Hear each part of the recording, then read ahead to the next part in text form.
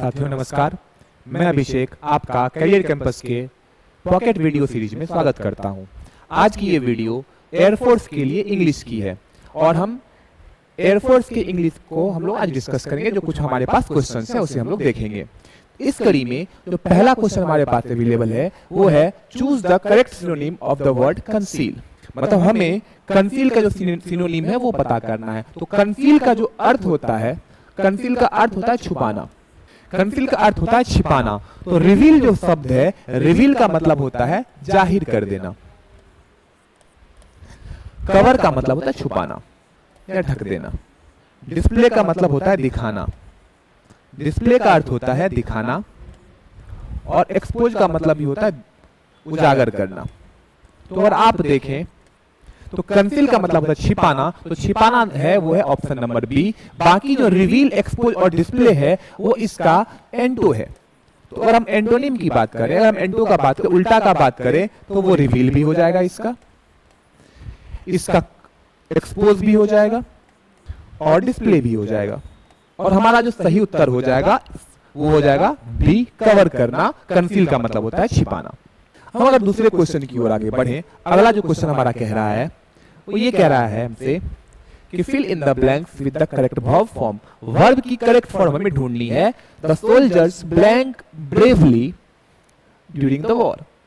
The soldiers fill in the blanks है bravely during the operation. तो operation के दौरान क्या, तो इसका जो सही आंसर हो जाएगा वो हो जाएगा फाउट। क्योंकि लड़ाई हो चुकी है, खत्म हो चुकी है, पास्ट का बात किया जा रहा है, उसमें वो लड़ चुके हैं। क्योंकि पास्ट का बात किया जा रहा है इसलिए पास्ट जो होता है, फाइट का जो पास्ट फॉर्म होता है वो होता है फाउट। और इसीलिए इस क्वेश्चन का सही उत्तर हो जाएगा वो हो जाएगा फाउट।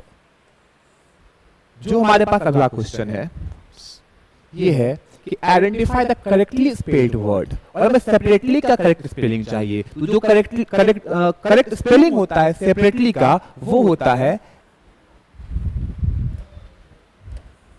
SEPARATELY, सेपरेटली, SEPARATELY, जो कि हमारा ऑप्शन नंबर बी है। और यही हमारा सही उत्तर है, ऑप्शन नंबर बी। सेपरेटली का मतलब होता है अलग कर देना, अलग अलग। अगर हम अगले क्वेश्चन की ओर बढ़े तो हमारा जो अगला क्वेश्चन है वो ये है कि choose the most suitable word to complete the sentence. आपको ये फिल इन द ब्लैंक्स भरना है। He is not only intelligent blank also hard working. तो नॉट ओनली के साथ, जो नॉट ओनली के साथ यूज किया जाता है, जो नॉट ओनली के साथ यूज किया जाता है वो किया जाता है but also. Not only but also, तो जो हमारा ऑप्शन हो जाएगा वो हो जाएगा option number B, but also. Not only but also ये एक साथ यूज किया जाता है, नॉट ओनली बट आल्सो। यदि इस वीडियो का जो हमारा अंतिम क्वेश्चन है वो है क्वेश्चन नंबर 5 और वो ये कह रहा है कि find the error in the sentence. आपको इस क्वेश्चन में एरर ढूंढना है। Each of the students have submitted there assignments.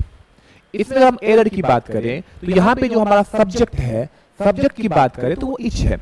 Etch जो है एक डिस्ट्रीब्यूटिव प्रोनाउन है। और अगर वो डिस्ट्रीब्यूटिव प्रोनाउन है तो डिस्ट्रीब्यूटिव प्रोनाउन के साथ हम लोग सिंगुलर वर्ब का यूज करते हैं। तो सिंगुलर वर्ब का मतलब हम इच के लिए यूज करें तो इच के लिए हम लोग हैव नहीं यूज करेंगे, इच के लिए हम लोग हैज का प्रयोग करते हैं। डिस्ट्रीब्यूटिव प्रोनाउन के साथ हम लोग सिंगुलर वर्ब का यूज करते हैं तो हैव के जगह पे जो है हमारा हैज हो जाएगा। और जो हमारा उत्तर हो जाएगा वो हो जाएगा ऑप्शन नंबर सी। तो ये एक वीडियो एयरफोर्स के एग्जाम के लिए उपयोगी साबित होगी आपकी, जो कि हमारी सीरीज आज से लगातार बनी रहेगी। बने रहिए हमारे साथ इसके अगले पार्ट्स के लिए। धन्यवाद।